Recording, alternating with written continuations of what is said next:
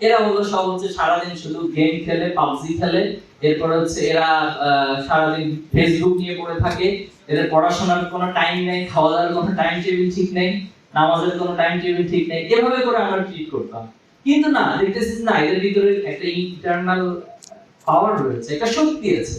এখন এই শক্তিটা যেন কোনোভাবে কোনো নেগেটিভিটির মধ্যে কাজে না লাগে, সেটা যেন পজিটিভিটি সহকারে এই সমাজের জন্য, এই রাষ্ট্রের জন্য একটা সুপার পাওয়ার হিসেবে কাজ করে। আমরা সেই আহ্বান আপনাদের কাছে এবং এই জেনারেশনের কাছে রাখতে চাই। আমাদের লাইফস্টাইল নিয়ে প্রশ্ন করে, আমরা বলতে চাই আমাদের লাইফস্টাইল ভুল ত্রুটি থাকতে পারে, কিন্তু আমরা লাইফস্টাইলকে সুন্দর করে ফেলবো। আমাদের খাবারের একটা টাইম থাকে। আপনারা ফেসবুক চালান, কোনো অসুবিধা নেই, ফেসবুক চালানোর জন্য নিষেধ করছি না, কিন্তু ফেসবুকটা কতটুকু প্রয়োজন, সারাদিন 24 আওয়ার্সে কতক্ষণ ফেসবুক চালান, সেই ফেসবুকটা আপনার কি আউটপুট দেয়, আগে সেটা ক্যালকুলেশন করবেন। কারণ জেনজি কোনো টার্গেট ছাড়া কাজ করতে পারে না, তারা টার্গেট নিয়ে কাজ করে। ফেসবুক তাদেরকে কি আউটপুট দেয় সারাদিন, তো বাইর করলেন যা আউটপুট দেয় তার জন্য আধা ঘন্টা যথেষ্ট। কিন্তু আপনি সেই আউটপুটের পিছনে যদি 1 ঘন্টা 2 ঘন্টা সময় ব্যয় করেন, তাহলে অতিরিক্ত আধা ঘন্টার বাইরে যে সময়টা, এটা কি সময় অপচয় হবে না? সময় অপচয় হবে। প্রিয় ভাই, এই জন্য যেটা যতটুকু প্রয়োজন প্রত্যেকটা কাজ থেকে আউটপুট নিয়ে আসা। একজন ইসলামী ছাত্র শিবিরের কর্মীর দিন শুরু হবে তাহাজ্জুদের নামাজের মাধ্যমে। পারবেন ইনশাআল্লাহ। কেন বলতে পারেন যে ভাই কেন?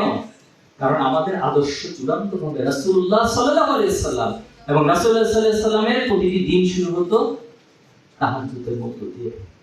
এরপরে সেটা সালাতুল ফজর, নামাজ, মসজিদে গিয়ে নামাজ পড়বো, সালাতুল ফজরে সবাই চারপাশে যারা আছে, ক্লাসমেট, হলে যারা আছে সবাইকে ডেকে একসাথে করে সালাতুল ফজর আদায় করতে যাব মসজিদে।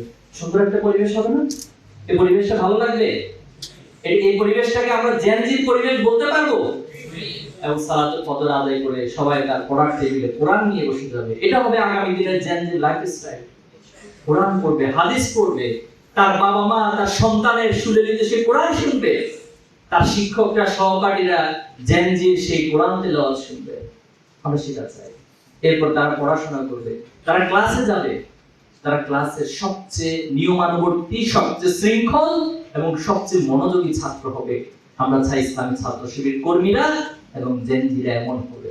জোহরের সালাতে আজান হবে, স্কুলে থাকবেন, মাদ্রাসায় থাকবেন, কলেজে থাকবেন, বিশ্ববিদ্যালয়ে থাকবেন, যেখানেই থাকবেন, সকল ছাত্রদেরকে আহ্বান করে আল্লাহর গোলামির জন্য, আল্লাহর পায়ে সিজদা দেওয়ার জন্য সবাইকে ক্লাস থেকে নিয়ে মসজিদে চলে যাবে।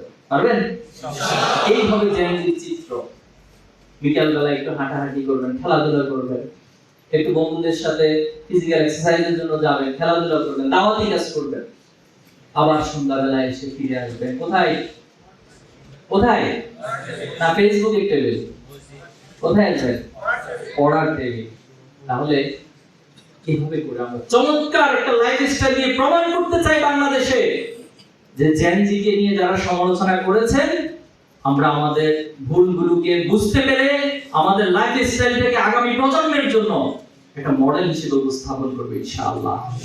এবং সেই মডেল এমন মডেল হবে যে মডেল এই দুনিয়ার সকল অর্জনকে খুব তুচ্ছভাবে তারা অর্জন করে নেবে।